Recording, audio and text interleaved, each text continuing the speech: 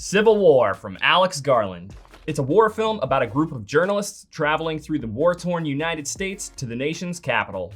In this movie, we follow the esteemed photojournalist Lee Smith, played by Kirsten Dunst. Along with her journalist buddies, Joel and Sammy, she resides in New York City, where she's been out on the streets capturing photos of the ongoing civil war that has been deteriorating the nation. Lee meets an aspiring war photographer named Jesse, played by Kaylee Spaney. Jesse tags along with the group for a road trip to Washington, D.C., where they intend to interview the president about the ongoing war.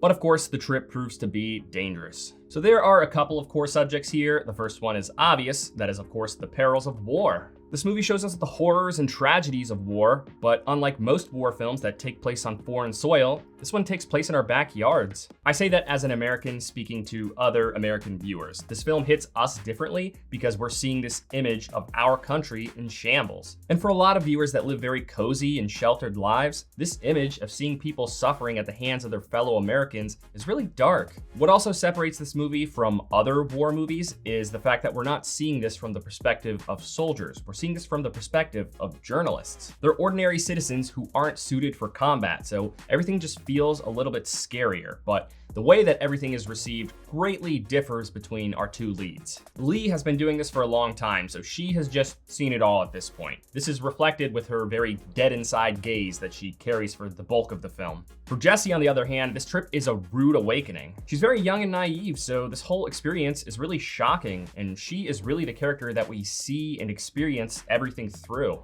She experiences the horrors of her people being shot down right in front of her. This movie aims to do the same thing for us in the event that the worst case political scenario were to unfold. But this movie isn't just a cautionary tale. The other core subject here is greed. This team of journalists is driven to put themselves in very terrifying and dangerous situations, all for the success of their careers. Lee and Jesse are photographing every interesting thing that they see to document these horrors in history, neglecting their own mental well-being, and resorting to placing themselves in pretty gross scenarios just to get the shots that they need. And their journalist buddy Joel, played by Wagner Moura, expresses this at face value. He makes it very clear that everything they're capturing is just gold. This movie does a great job of illustrating how the media's thirst for content can force people to dismiss their own humanity, all for the sake of profit. It successfully does what the terrible Black Mirror episode Maisie Day wanted to do in the last season. It wants to show you just how shallow journalism can be. So going into this movie, I was expecting it to be a lot more political than it actually was.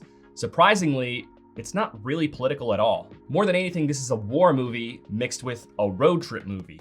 That might sound pretty silly, but it's pretty undeniable. Politics don't really play a hand in the narrative at all. I could see this being upsetting to some people who wanted this to be a bit more relatable through politics, but I am personally very glad that this movie did not try to provide commentary on our current political climate. With how frustrating politics are by nature and how much commentary we already see in fiction all the time, any attempt at making a political statement most likely would not have been unique and more likely would have just followed the trend of making very shallow observations. The lack of clarity on the political alignments of the different factions was smart. It kind of gives us the opportunity to use our imagination a little bit. You can kind of project your opinions about what they each stand for based on their ideologies and their actions, but really, you would just be projecting. There are a few different political factions, the main ones being the loyalist states and the Western forces, or secessionists as some call them. The vagueness of their political parties should make this movie a lot more enjoyable for a wider audience because it's not about red versus blue, it's about military versus military. This movie does, however, have some light commentary on societal ignorance, including a very subtle moment where the lens is on someone who just keeps their eyes away from the media for the best, while people across the street are armed and dangerous. There's even a point where it cuts from a very harrowing and gruesome moment with people suffering in the streets to a very lighthearted moment where people get to have drinks and complain about the Wi-Fi.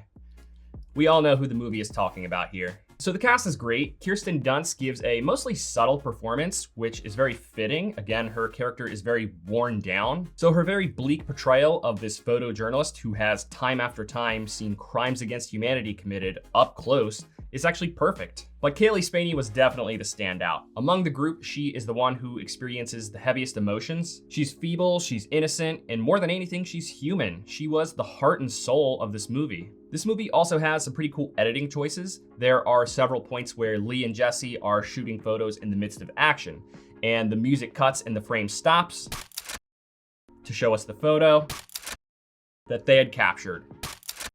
So I've said a lot of good things, but where does this movie fall short?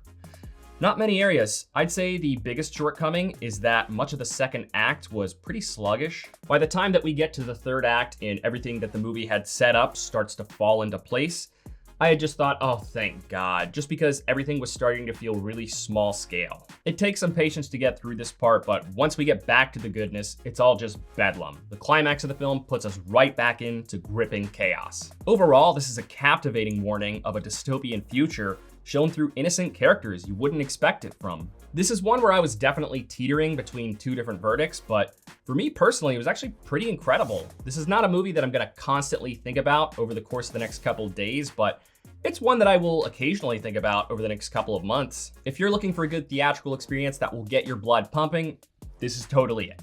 But don't expect politics to be the thing that gets you excited. Thank you for watching this review. If it brought you any value at all, please consider giving it a like. It really does help the channel grow. I'll see you later this week with my review of The Ministry of Ungentlemanly Warfare.